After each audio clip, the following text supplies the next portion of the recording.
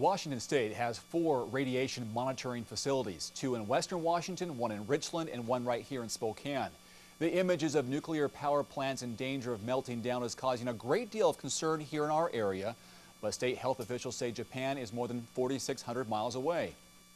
We see no scenarios where any kind of levels that would pose a health risk could get here. The health department says it will continue around-the-clock monitoring, but it doesn't expect to see any changes. And despite the news that it is highly unlikely radiation levels in our air will go up no matter what happens to Japan's nuclear reactors, people are still panicking. KXLY4's Tori Brunetti is live tonight. Tori, people are trying to buy potassium iodide.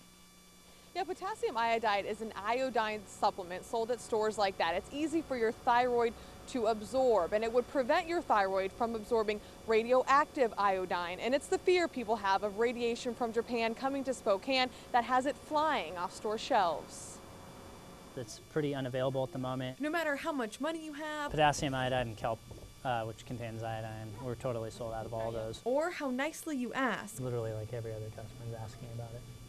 That's a lot. You won't be getting your hands on potassium iodide or any other supplement that has a moderate level of iodine in it. Supplement stores in Spokane started selling out this weekend, and today I called every supplement store I could find a number for online, and each one told me the same thing. We're totally depleted, yeah. It's just, huge demand. Potassium iodide is an iodine supplement easily absorbed by the thyroid gland that blocks the thyroid from absorbing radioactive iodine. However, it should be taken on a short-term basis and only if there is a real threat of radiation exposure. If you take too much for too long, there could be harmful side effects to your heart and thyroid. It can be dangerous if you take too much of it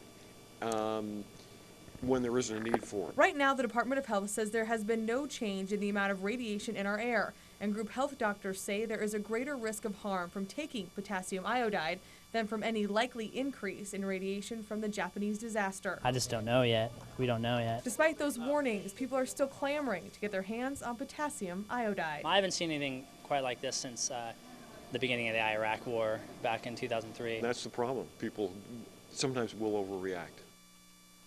Drugstores like Rite Aid, Walgreens, and Medicine Man all say that they do not carry potassium iodide, but they've had a flood of phone calls from people wanting to get their hands on it. This is the other product that is flying off store shelves. This is liquid kelp. It also comes in a pill form. It has 150 micrograms of potassium iodide in it, but doctors say that's really not enough to protect you in the event of a radiation disaster if you take the recommended dosage.